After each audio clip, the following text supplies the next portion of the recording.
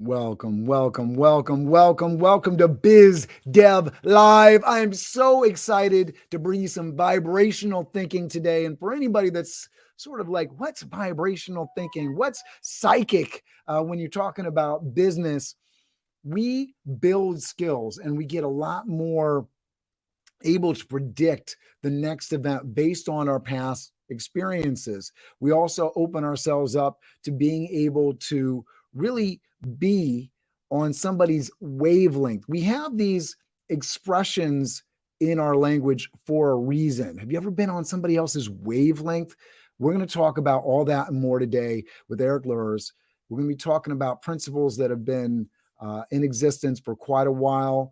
In the 1930s, a gentleman by the name of Napoleon Hill put together a book, and he studied all these amazing achievers, and he put some stuff into text that sounds new age even today, almost 90 years later. We're going to be getting into some of that, the neurolinguistic programming, the way that you can be psychic within your business. I know it sounds far-fetched, but you can do it. And we're going to show you how today on Biz Dev Live. Stay with me. Biz Dev Live, Biz Dev Live. Weekdays at 11 Eastern Time, live. Biz Dev Live, Biz Dev Live. Weekdays at 11 Eastern Time. Leadership and motivation, empathy and inspiration, Biz Dev Live, Biz Dev Live. Business development, not even selling it. Biz D with C. Brought to you by Cameron T. Biz D with C. Brought to you by Cameron T. This is business development, not even selling it. This is business development, not even selling it. Biz Dev Live, Biz Dev Live. Biz Dev Live. This is business development, not even selling it.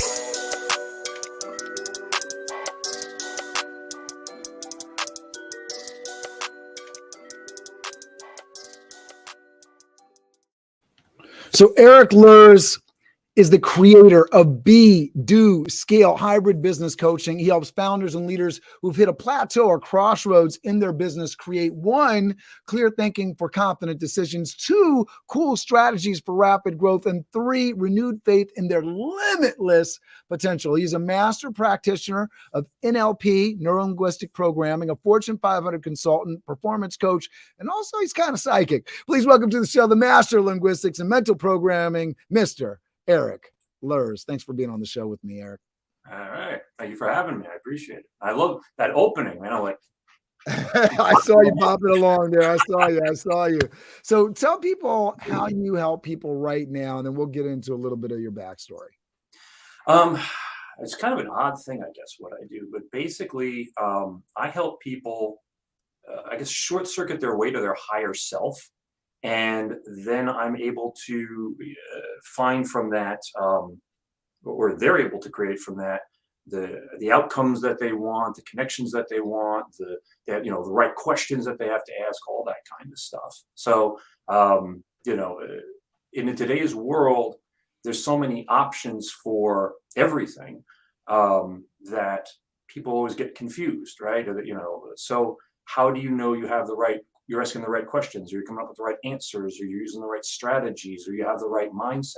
And your higher self always knows that. And so I basically help them short circuit to that. And then when they get the big chunks of info or the ideas, the ahas, I help them fine tune them and put them into action. I love that. And I know we're going to get deeper into how you get people there. Talk to me about what little Erik was into and a little bit on your journey, because I think that's something that's very interesting to me. I know it'll be interesting to the people watching. How do you go from being a child that is coming into the world to a place where you feel like you can help people step into their best selves, see their limitless potential, what drives you there, all that. So what did little Erik want to do when he was growing up? Well, I think there's two pieces to little Erik. Oddly enough, when I was a little kid, I had psychic stuff going on. Now back then, it was the talking to dead people, seeing things, disembodied body parts and stuff like that. Spirit creatures. And I'm pretty sure I had at least one, if not many, sort of invisible friends, because at the age of 18 months, somehow I was able to break out of my house, even though my father had bought special travel locks to put on the door, and hid the key in the top of a closet that I had no knowledge of. And yet somehow in the middle of the night, I was able to go open the closet, move chairs, put chairs on top of chairs, climb up there, get the key, go. And I'm like, all right, there's no 1.5-year-old who's figuring that out by themselves. And so, but as seeing those kind of things, around the age of 5, I saw some stuff that really scared the Jesus out of me. And I guess what happened was a master psychic years later told me I had closed the door, because it was like one last sort of terrifying thing that made me close that door. And that's when the analytical mind kicks in, is around the age of 5 or 6. So then little Erik, post, or at least believing post psychic, it came back later in different ways. But, when I was a little kid, I wanted to be, everything, fireman, a cop, all that kind of stuff. I guess the first serious thing I ever really wanted to be was, I would watch the Academy Awards every year. So I wanted to be like a TV or a movie star. And really, I guess that kind of played in the background for years. I ended up going to college for like communication, but I really was interested in advertising. But by the time I got out of college, again, I wanted to be a movie star for a while. So I spent, a bunch of months trying that and getting headshots and all that stuff. But I didn't want to, in New York City, which is, I live in New Jersey and work in New York City. If you want to be an actor, you have to work. You either have to be a temp, or you have to work at nights, usually as a waiter or something like that. And that's because you have to be able to go on a cattle call at a moment's notice, or a screen test or whatever. I couldn't type for crap, so I couldn't be a temp. And I had worked in the food industry in high school, and I hated it. I'm like, I am not being a waiter. I'll kill somebody. So I ended up going into corporate America. And at the same time, my passion for martial arts, that I started studying boxing and taijutsu in college, kind of came to the fore as well. So I would work full time during the day, and then at night I was studying martial arts. Eventually, quickly decided I wanted to open a dojo, and spent the better part of a decade, my 20s, basically, working full time, and then spending 6-7 days a week training and teaching and whatever. And then by the time I reached the age of 30, I actually, I guess the business of martial arts, it started to not appeal to me anymore. There was a lot of politicking behind it and whatever. And so the fun of it had gone away, and the business, just being a business kind of killed it for me. And I wanted to still love it the way that I loved it. So in there also, in my late 20s, I started studying screenwriting, because acting, I'd still taken acting classes, and that had kind of morphed into screenwriting. So here I was at 30, no longer wanting to be own my own dojo, wanting to be a screenwriter, and all of a sudden finding myself fired from my last job working for somebody because I did it too well. Because again, I performed beyond expectations by stepping on political toes, which you don't do when you're a government contractor, apparently. So I went into management consulting for about 5 years. And eventually, the screenwriting kind of petered out, and there I was. I'm like, okay, I'm doing consulting, and a little bit of being interested in other things. And then around my mid-30s, I wanted to kind of get off the road, because I was traveling all the time for management consulting.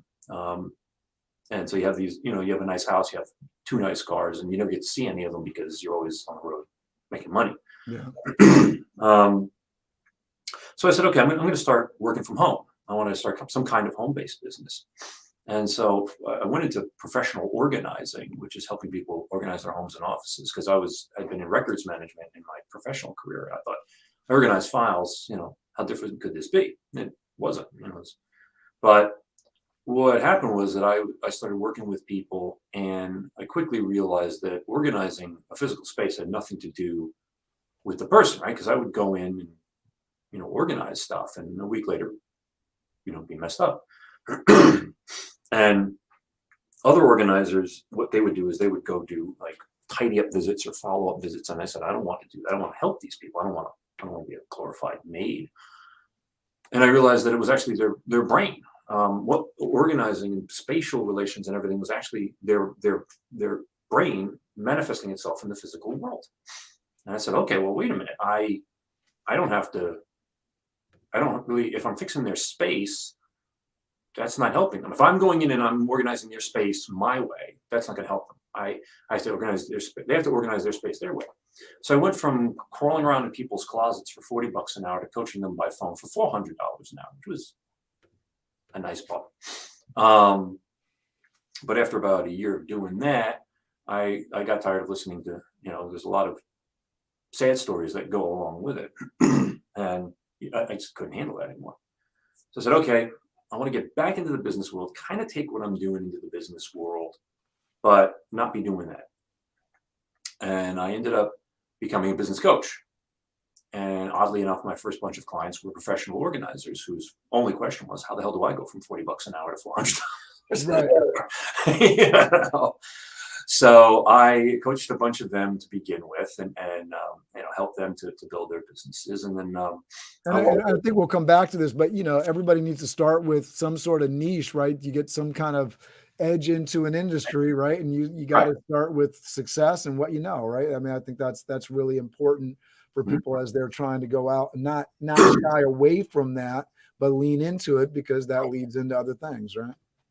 Yeah, I mean, it's really, everything evolves. I've never seen, other than people who suffer amnesia, I've never seen anybody go, completely different. Everything has to evolve. There's the root, and then the stem, and then the flower, and blah, blah, blah. But the coaching was cool. But I really, I started, since I understood that it was the subconscious mind, I said, okay, well, I want to become a master at this. So I studied neurolinguistic programming, and I also studied Silva level 1, because I wanted to see how people's brains worked. Simultaneously, I was also getting into like energy healing, and started studying meditation and everything. So, but I kind of, saw those things as separate.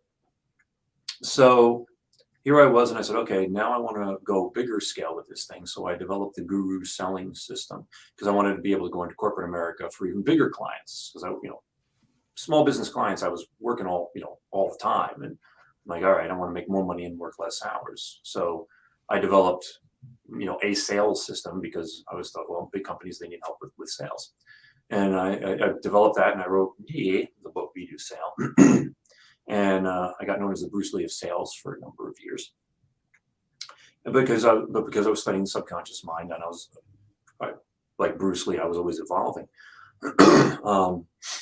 I said, okay, well, how do I better leverage sales? And marketing, right? So, okay, so I went and I studied marketing, and I realized, to me, the most important and really only important part of marketing was lead generation, putting asses in seats, as they say. And when I studied lead generation, I realized that it was kind of wasted, because most of it was aimed at the conscious mind. And so I said, screw that. I'm going to develop a system that doesn't aim at the conscious mind, aims at the subconscious mind, which is 99% of your control. And I developed the subconscious lead generation. So there I was at selling, subconscious lead generation, clients, yay, getting, really. And some clients were doing great. Some clients were doing okay. And some clients were doing. And just so people understand this, because people make a decision not based on necessarily this is something, because a lot of people's pitches are, here's a service that you need, go ahead and buy it. But people don't make decisions that way. So just explain that emotional, unconscious piece of it, so people really understand, because we're leading into the neuro-linguistic programming piece of it, right? So what does that mean? How do you influence people subconsciously, and why is that important for a marketer to understand? Well, really, people buy, you've heard the expression, I'm sure, people buy based on emotion and justify later with logic. So what happens is that, if you've got all things being equal, then the person looks at a problem logically, right? They say, if I have 4 solution providers and they all provide the same service, et cetera, money's always going to win. So then they'll just buy whatever's cheapest. But if you have several solutions and one of them just feels like the solution, and you don't know why, you'll end up buying that and you'll justify later why you spent 20% more or double the price or whatever. And it's because ultimately people want to be happy. And so happiness, since we're searching for happiness, since we're going for happiness, what happens is that we're going to choose the thing that feels happiest to us. So when we market to that, or when we do lead gen to first the pain, right? If we can really clarify the pain, then we get them, get past all the subconscious defenses that people put up.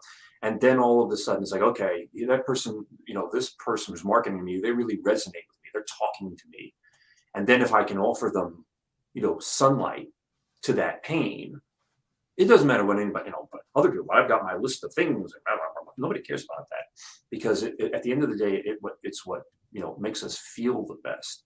So again, if you have everybody's equal, then price wins. But if one is speaking to here, to the inner child, or, to the pain, to the fear, really to the fear, if you can get to that in your lead gen, and then get to hope in your sales, you've got the golden goose.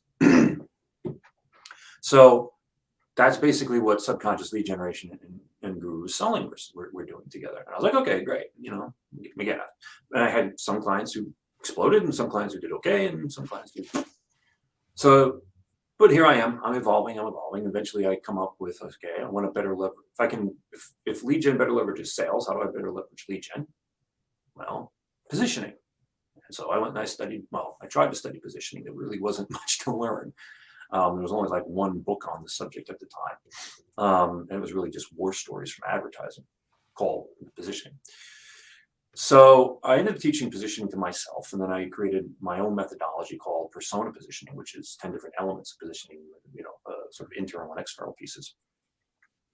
And so there I was, boom, boom, boom, had, sort of the trifecta, and helping people, and again, miracles and okays, and yeah. And I got pulled into corporate America for a bunch of years, and they had me, basically helping with messaging, and, again, with the NLP, like, well, you can really help screw people's heads. Oh, okay, yes. So I love that interpretation of it, right? Yeah. Yeah. Well, it's like, you can brainwash people for money. Like, that's not really why I studied it. I like to help people. Yeah. Right. Make money. And speaking of helping people, we got some people in the chat chiming in. We got Aletha. I think I'm saying that right. Aleth, or maybe it's Aleth. I've tuned into all of this. It's real. It works. Silva Method, Mind Valley, Joe Dispenza shouting out some folks there. This is real good stuff. And we got Christy Morel Stinson checking in the chat. Jenny Robinson checking in the chat. And Alexandria Rosa, thank you guys for all tuning in. Let us know where you're tuning in from, and let us know if you have questions so that Erik can actually get into those questions and get you some real good answers. Go ahead, Erik. Sure. Okay, so where was I? Persona positioning. Okay, so and then I got pulled into corporate America. So there I am. I'm working with them. I'm helping them with their messaging sequences and deliveries and design, and it's nice. It's money, but you can't really make big change. And I missed the impact. I missed the giggles and the love and whatever of really helping people one-on-one. So about 2 years ago, I decided I wanted to go back into helping people, the small business person. And I don't mean by, one's on, solopreneur, sure, but people, own smaller businesses that are still influenced by the owner, as opposed to corporate America, where it's like, trying to turn around an aircraft carrier with a shoe. So when you have lots of layers in between the main decision makers and where you're at. Yeah, absolutely. Yeah. The way it's been going. Yeah. So I started working with folks, and all of a sudden the pandemic comes on, and so we're here, and I'm talking to people on Zoom, and I was also trying to figure out what was the difference between over the years the people who had miracles, because I've had clients. I mean, now I've had some even bigger stuff, but up to that point, I'd had one of my clients, had gone from 150,000 pipeline to over 10 million in 8 weeks.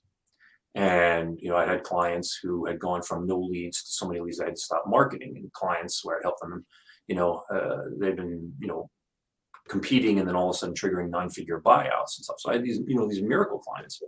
And even though I had a lot of clients where they made, double their money and all this kind of stuff, I never counted that as like big success.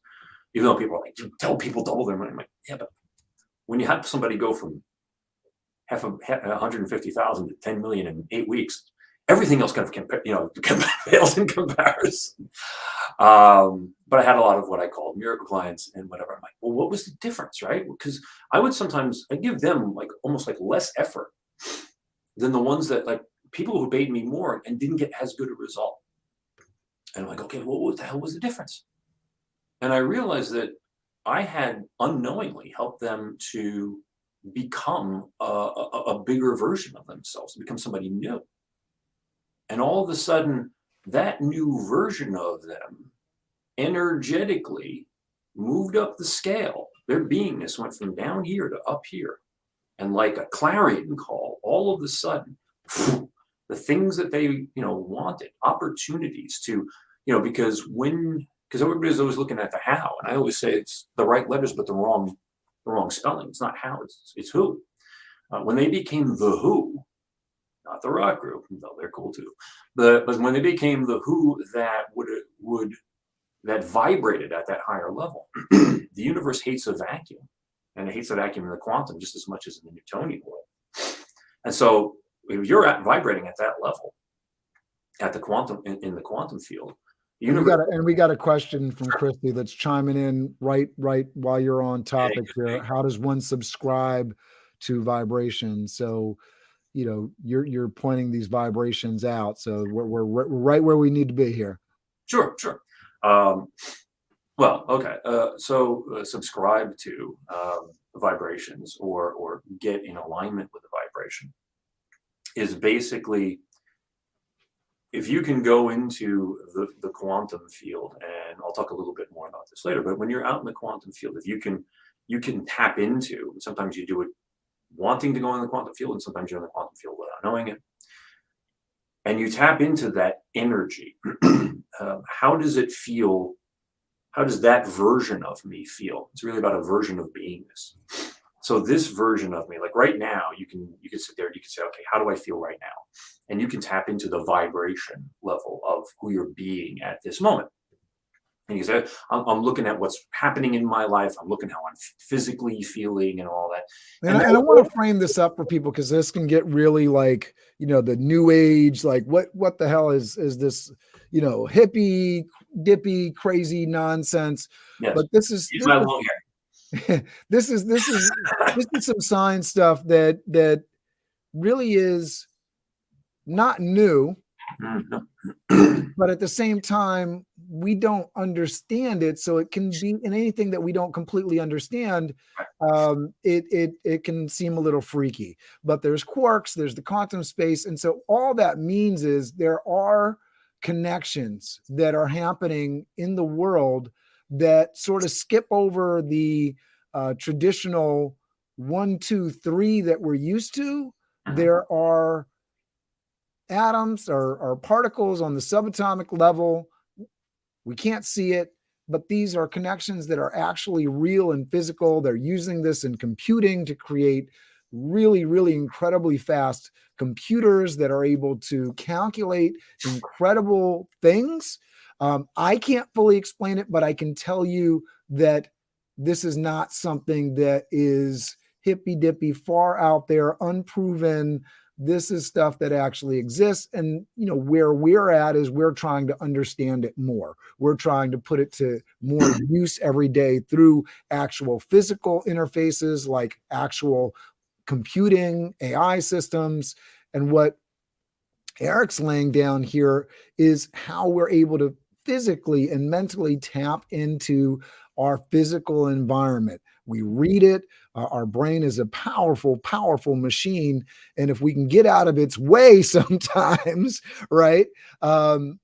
Through practice, through sort of making sure that we're sort of understanding how our brain works, we can get to a place where we're able to utilize some of the higher functioning.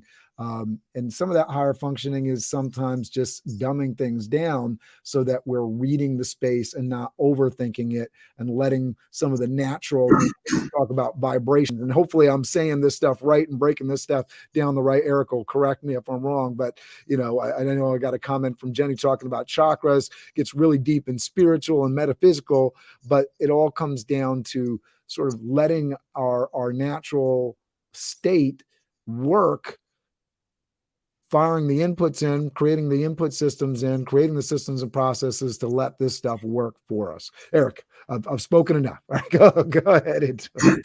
Well, yeah, you're certainly in the right direction.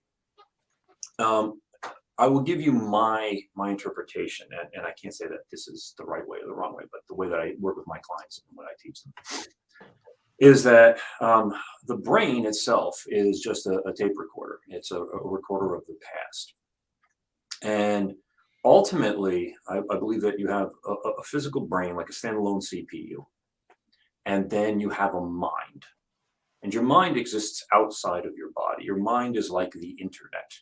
Okay, so this is the CPU, that's on your desk, and then there's the internet, the infinite amount of other things that you can connect out to in the universe, but then pull into as you need, right? Because you can access it on your screen. You Google something and how to make noodles out of asparagus, but it wasn't here.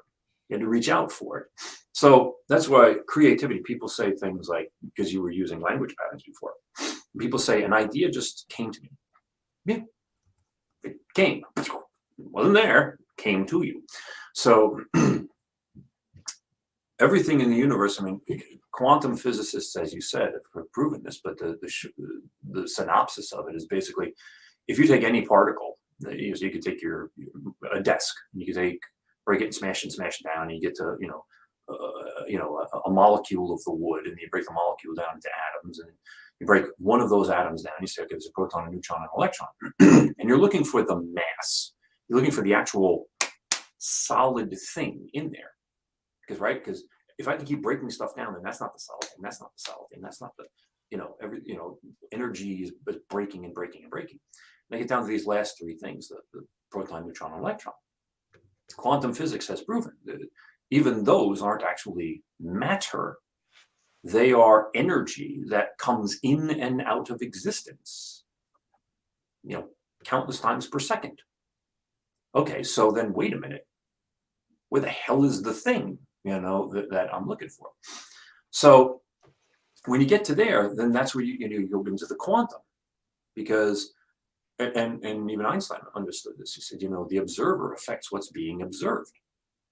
So quantum physicists, have figured out that intention is really the thing. They say basically only what you're observing becomes, particles of reality. And then when you stop observing something, it becomes waves of potentiality. So it goes from matter to not matter. And we see this as we focus on things, as we learn a new thing, suddenly we start seeing more because our mind focuses on it. Right? And talk about, I think I'm in the right place with bringing up this sort of talking point here, this takeaway. Everything is driven by beingness. So talk to us about how that connects to this vibration piece. Jenny is talking about, does it help to have your chakras balanced, right? Talk to us about beingness. Sure. Okay, so your beingness is whatever version of yourself you're allowing yourself to be at the moment. you're intending and allowing. Because a lot of times we want to be, say, okay, I want to be this version of myself, and I'm being this version of myself. Say, okay, great. Now, commonly, like, a lot of personal development stuff is all about, okay, well, if you're being this version of yourself and you want to be that version of yourself, then think about that version and, talk to that version, write about that version, and, act. And those things help. But ultimately, your beingness is about how you're feeling. How are you feeling about yourself? How are you feeling about your reality? How are you feeling about your potentiality? So even if you try to physically act like this version, if you're still being this version and feeling like this version, doesn't matter how much effort I put into this version. So what happens is that, again, because we're trying to use our brain. So I eventually figured out, especially because I saw somebody wrote down Joe Dispenza. I studied Joe's stuff for about a year, did it wholeheartedly. But what I kept running up against was my amygdala, and realizing that, I'd be 99% of the way into one of Joe's, meditations. I'd be almost at the door of making that transformation. And then right when I was about to have that breakthrough, my amygdala would pop on and go, you can't. And there I was, like, an hour and a half later, having right back to it, and having to start over and over and over. And I said, this is. And how did you know you weren't where you were supposed to be?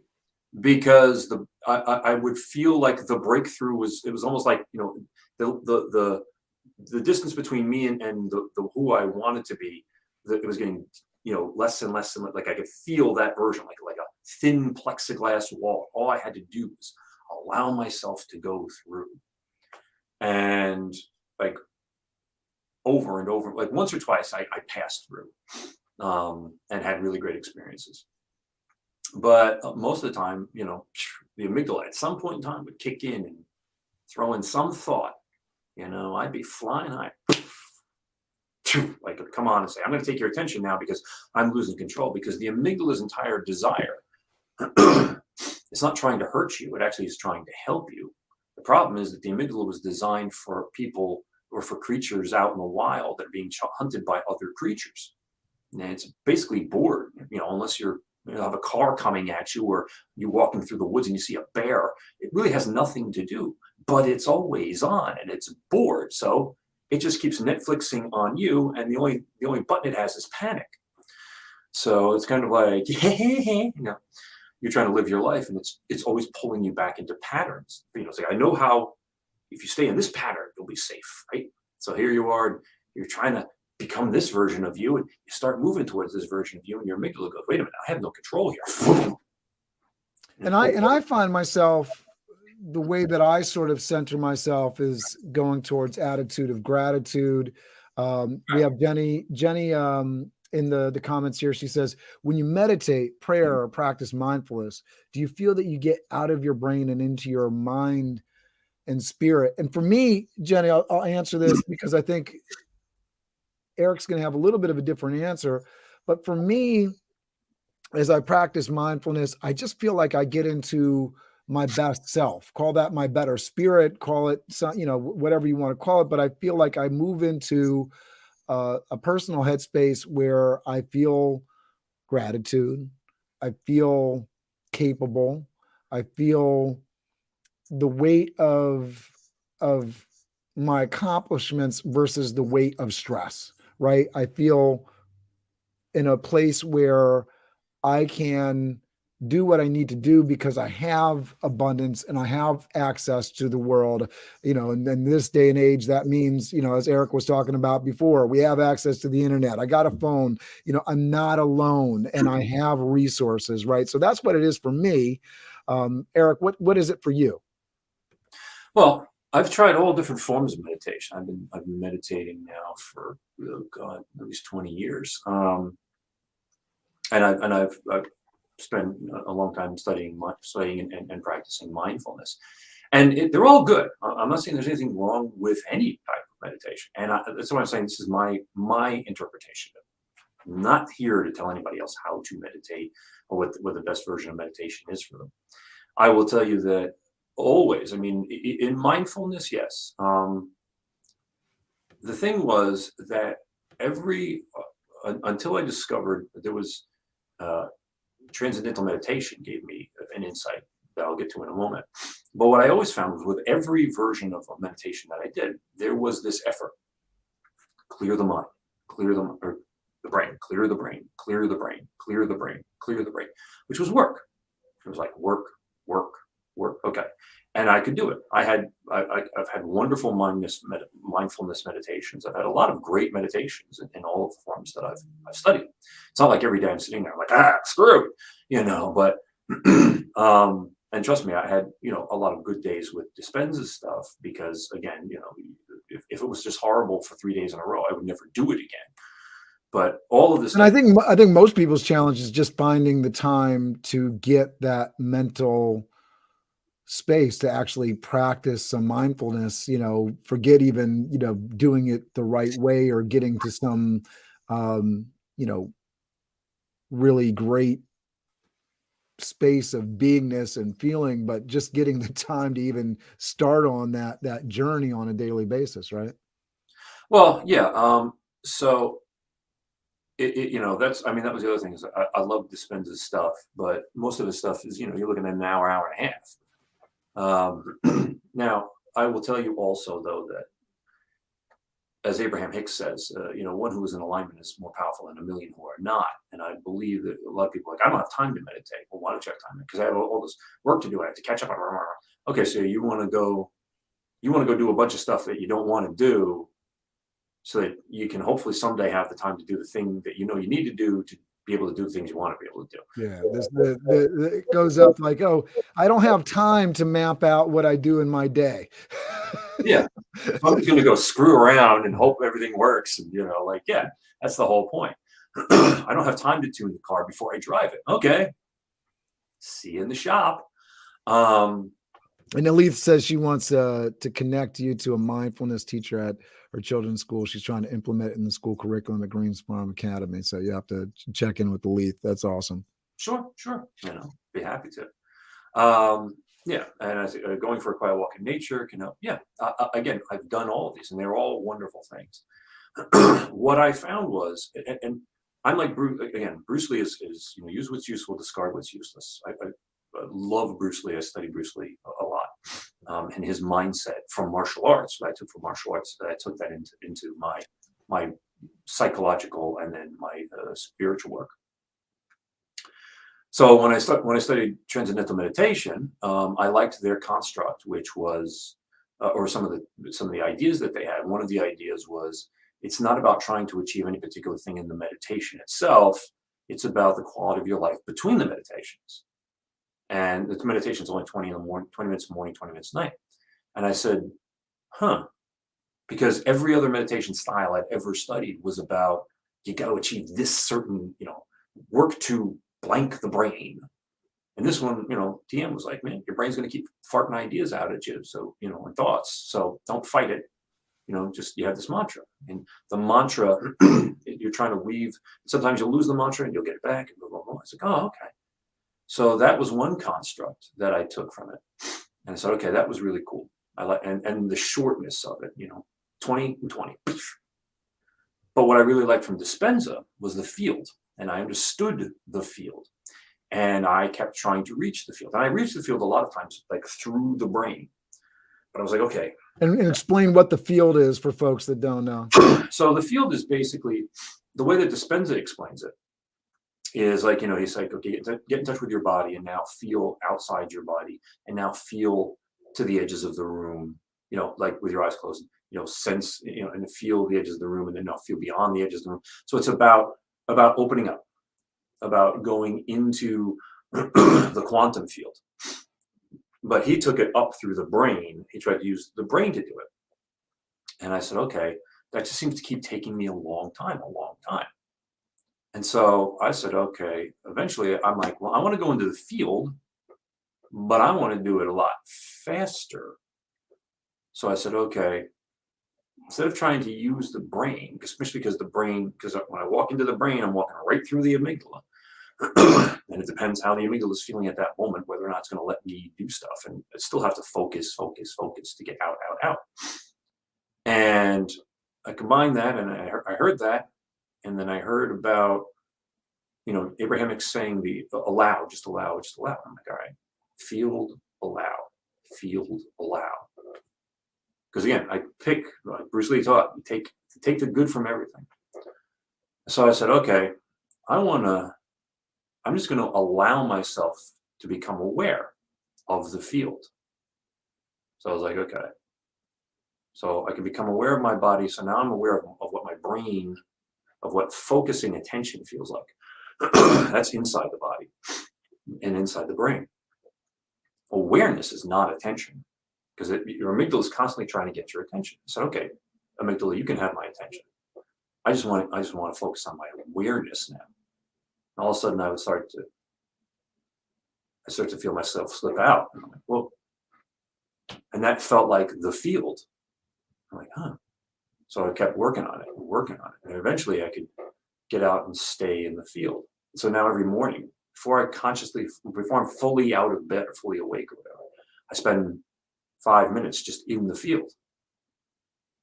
And now, again, I ascribe to, like Abraham Hicks says, as soon as you want something, your higher self already knows the outcome that you desire.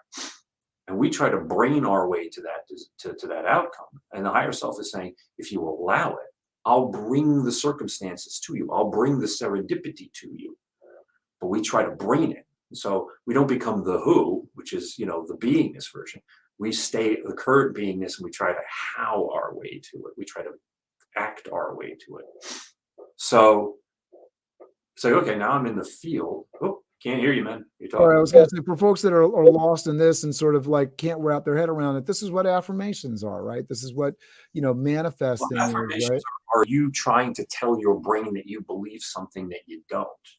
So I've, again, because I did affirmations for years, and you'd stand in front of the mirror, like, people respect me, I have power and money, and the amygdala is like, no. Well, I think it's a piece to the puzzle, right? It's not like, I think if people are doing it in a way where they're doing an affirmation where they, like you say, they don't believe it, they're just speaking to themselves, right? And going back to Napoleon Hill's book, he talks about the subconscious mind, and he talks about sort of kind of rewiring yourself, right? So it's part of a bigger change, especially for folks.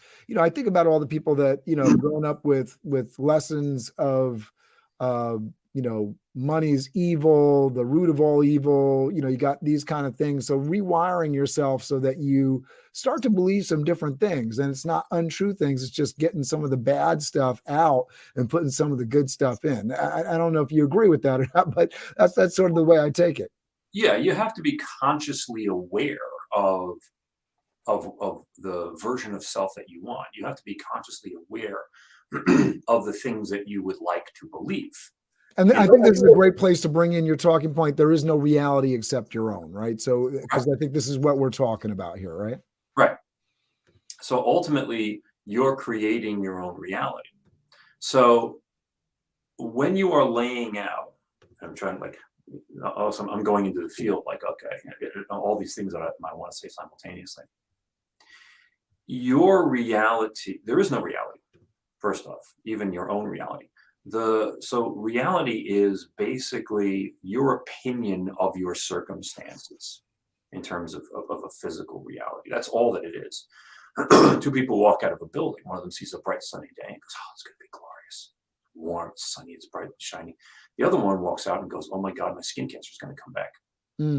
Same building, same day, same moment, So let me just chime in here with Christy's comment. Christy says, what I got out of the coaching session with Erik is I'm clear about who I believe I am.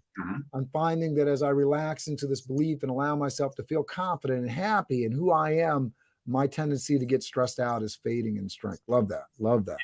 Yeah, because it's all about allowing yourself to be, to allow yourself to be who you want to be. And what I found with me, and again, I'm just speaking for me, what I found was that my brain, powered by my amygdala, kept trying to pull me back into the past versions of self and saying, this is the patterns I'm comfortable with. And this is the version of beingness of you that I'm comfortable with. I don't want you to be this bigger, bolder, better version because I have no control there. I've never been there. I don't know those patterns. And I start to freak out. Every time you start moving that way, I'm going to get scared. And when I get scared, I'm going to come up with all kinds of garbage to try and scare you back to where I want you to be. And I realize I have a very strong amygdala. You know, it's a good opponent. And I would fight it. And that was the whole thing, was I fought it for years.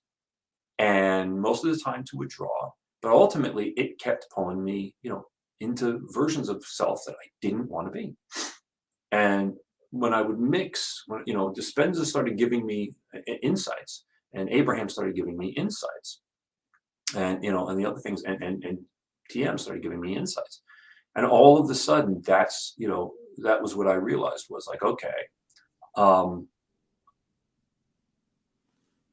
when I have a desire for a new, quote unquote, reality or a new set of circumstances, there's a version of me that is comfortable with those circumstances. And that version of me does not feel the way that this version of me feels about those circumstances. So if there's a, you know, there's a version of you that feels very comfortable. There's a version, like right now, you're the version of you making $60,000 a year. But there's also a version of you that's very comfortable making, let's say, $1 million a year. Money doesn't, it's not the number that matters, it's the feeling. Now, so long as you feel like the version of yourself that's comfortable only with the 60,000, you will never get to be the version. Hell, you'll never get to be the version of yourself that's comfortable making 100,000, let alone $1 million a year, bringing in that kind of money. So we all think it's about action. Like when people would come to me and they'd say, what do I do to get that outcome?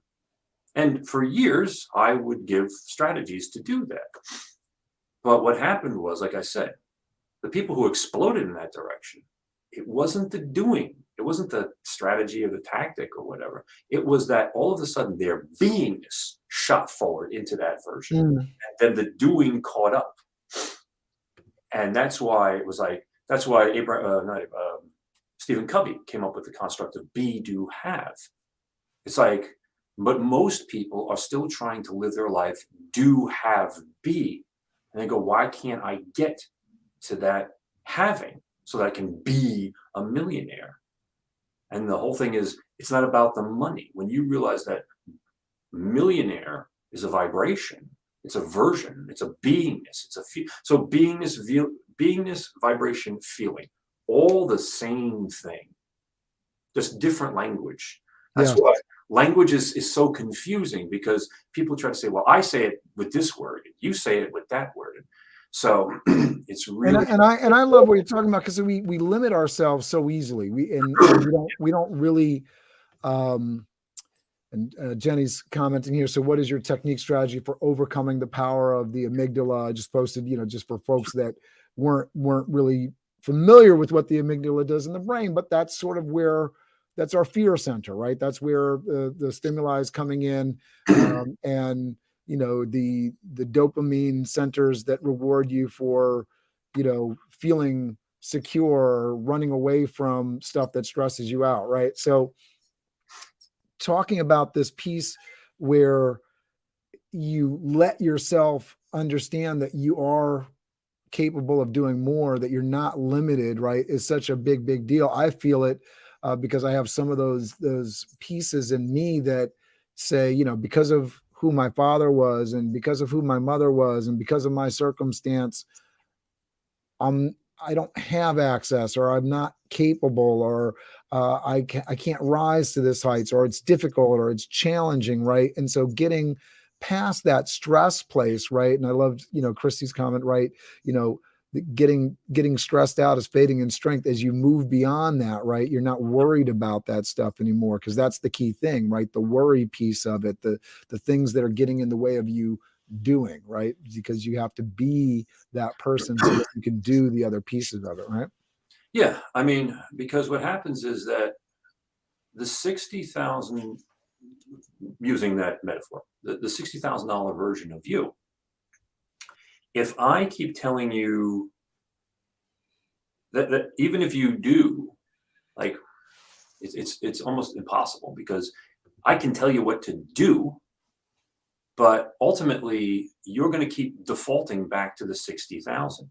Because we've all seen this, right? We've all seen the person who makes, I don't know, $400,000 a year, and they're stuck at that for a decade.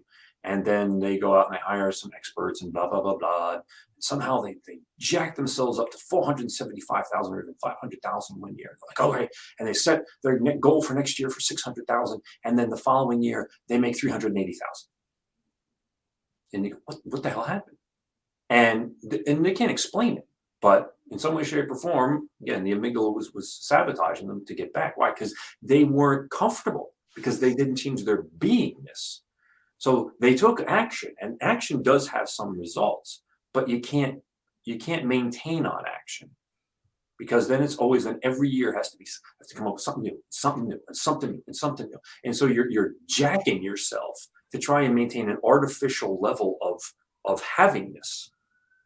And so to answer this question for Jenny, so what is your technique strategy for overcoming the power of the amygdala? Allowing. So you said allowing.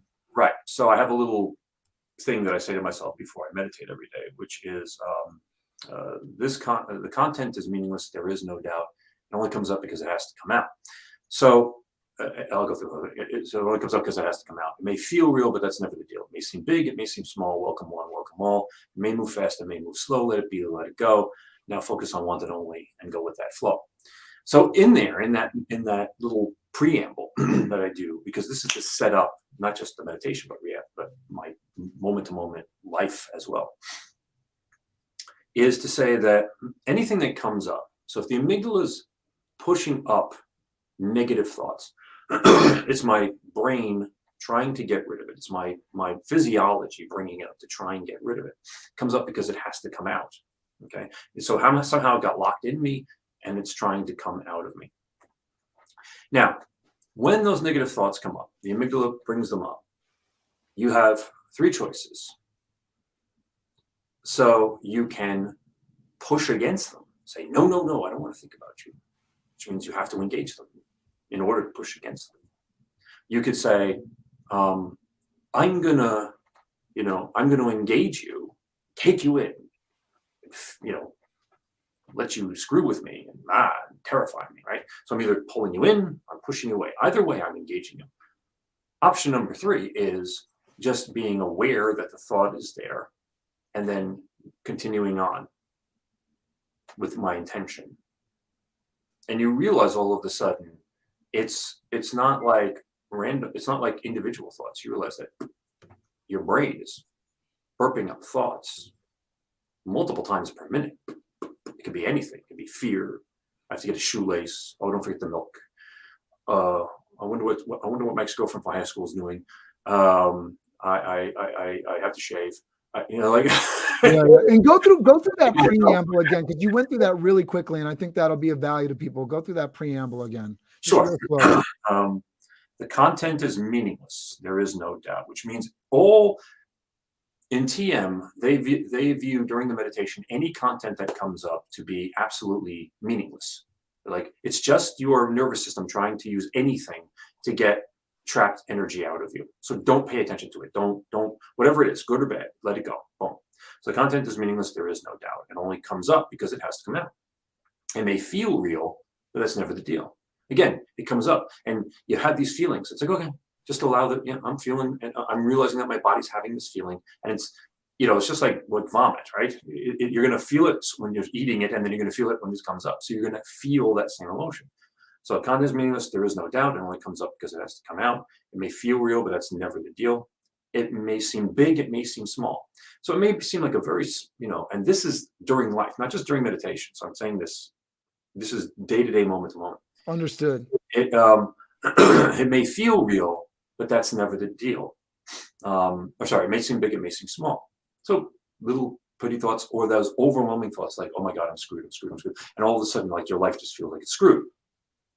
But again, it's just content, just meaningless content passing through.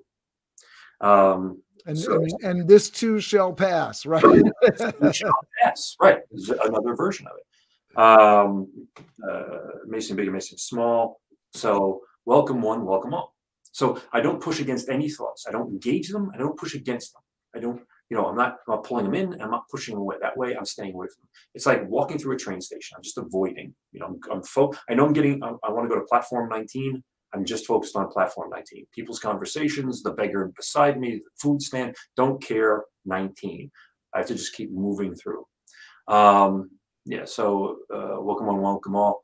It may move fast, it may move slow.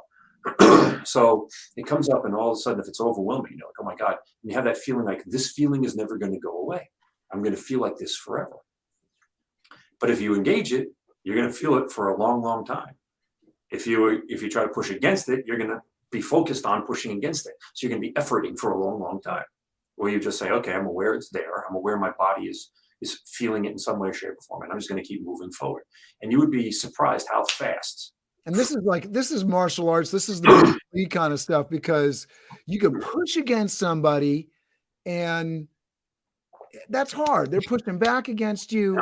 But if they're coming at you and you pull, suddenly there's flow. Boom. Yeah. Yeah, like you come at it. So why Bruce Lee said so famously in the Enter the Dragon, use emotional content, not anger. So being emotional, but having no emotion, like having energy, but not directing it and allowing. So it may move fast, it may move slow, let it go.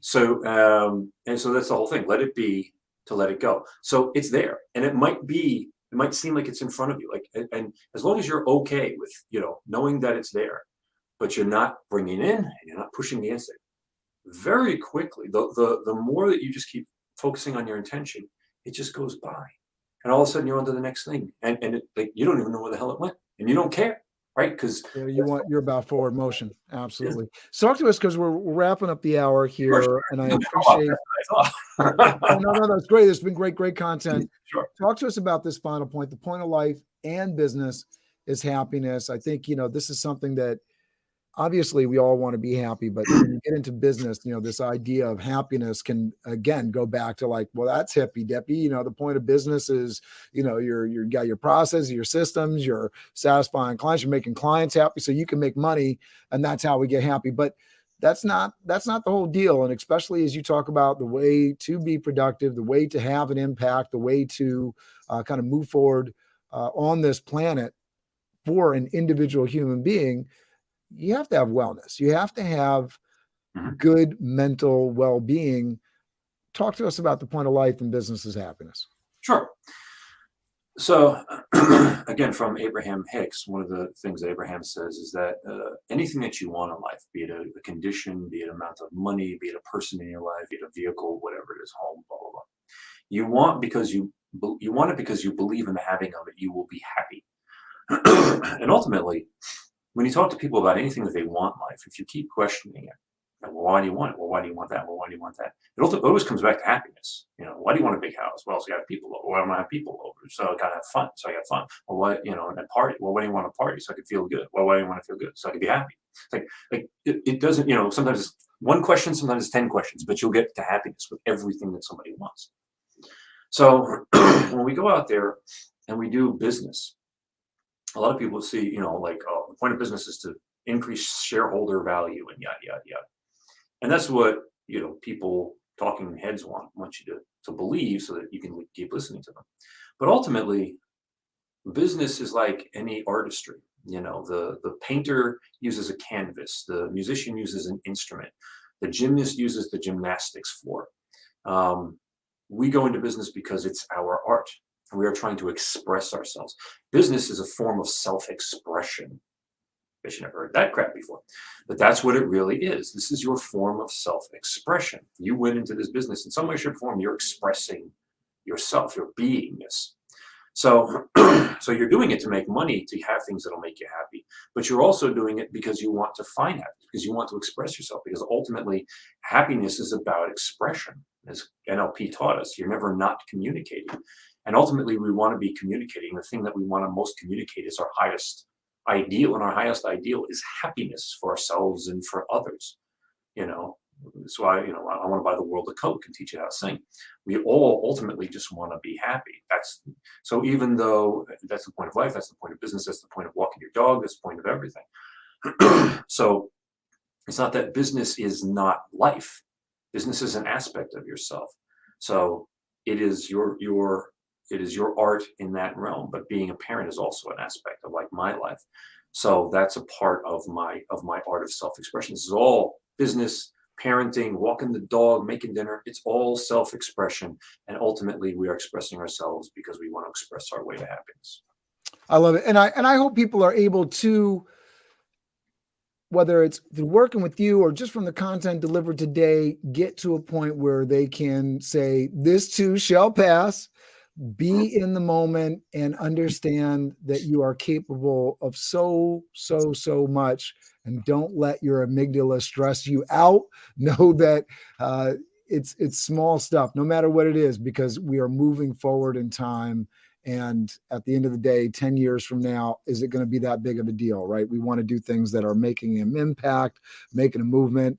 Really appreciate you. Encourage people to go check out the book. I put the link in the comments. So if you're watching the show live or you're coming to YouTube, you'll see it on YouTube. You can check out the book on Amazon, Be Do Sale. Go there and check that out, and connect with Erik on LinkedIn. If you have not already, we want to see you connect and definitely collaborate. Erik, thank you so much for this. What do you want to leave people with here before I play us out with the Biz Dev Live theme? Well, can I shamelessly pitch myself, or should I? Of course. Well, in that case, I love to talk with folks, see if and how I can help them. So I love to offer people what I call a one-question power session. Basically, the point of this session is I bring in I pick up on people's higher self. That's my psychic piece. So during the session, it's about helping you find. You're surrounded by questions right now. It's helping you find the one question that'll line all the other questions, the right question that'll line all the other questions up like dominoes and help you answer them. So that's the point of the session. So if you just go on over to erikluhrs.com/power, you can sign up for a free one-question power session with me. Love it. I'm going to try to drop that right into, you said /power, right? Right, Erik, www. Make sure you put in the www. Yep, I got it. I'm going to put it all into the chat now. Thank you so much for doing this. Everybody, thank you for tuning in. Thanks for being active in the comments. Make sure you go check out the website. I'm going to drop into the LinkedIn for folks that are in the comment section. If you're watching this on the replay, hit that hashtag replay for me. Make sure you get your questions in. I know that Erik will be excited about answering those questions. You can go to the chat right now and you can see erikluhrs.com/power. Check that out. Erik, thank you so much for programming our neuro minds right today a little bit, getting us into the right gear to take on the rest of the week, into the weekend, and into next week. Ladies and gentlemen, we've got 2 Biz Dev Lives coming up next week. I look forward to seeing you then. Check out the channel, check out the podcast. If you're listening to this on Apple, give it 5 stars. Appreciate you. Thank you, Erik. Thank you. Biz Dev Live, Biz Dev Live. Weekdays at 11 Eastern Time, live. Biz Dev Live, Biz Dev Live. Weekdays at 11 Eastern Time. Leadership and motivation, empathy and inspiration, Biz Dev Live, Biz Dev Live. Business development, not even selling it. Biz D with C, brought to you by Cameron T. Biz D with C, brought to you by Cameron T. This is business development, not even selling it. This is business development, not even selling it. Biz Dev Live, Biz Dev Live.